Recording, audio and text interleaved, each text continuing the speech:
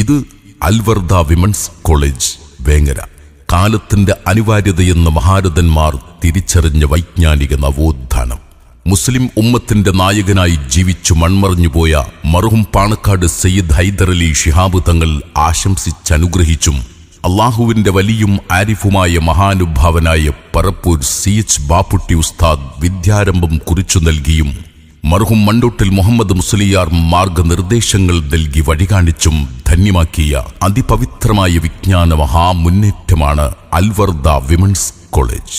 മുസ്ലിം ഉമ്മത്തിലെ മഹിളാ സമൂഹത്തിന്റെ സമുദ്ധാരണം സാധ്യമാക്കിയ അക്ഷര വിപ്ലവത്തിന്റെ 9 ആണ്ട് പൂർത്തിയാക്കി സ്ത്രീ വിദ്യാഭ്യാസ രംഗത്ത് പ്രശംസനീയവും ചലനാത്മകവുമായ മുന്നേറ്റങ്ങൾ കാഴ്ചവെക്കുന്ന വേങ്ങര അൽവർദ വിമൻസ് കോളേജ് 9ാം വാർഷിക ബിരുദദാന മഹാസമ്മേളനത്തിന്റെ ഭാഗമായുള്ള ഗ്രാൻഡ് അസംബ്ലിയിൽ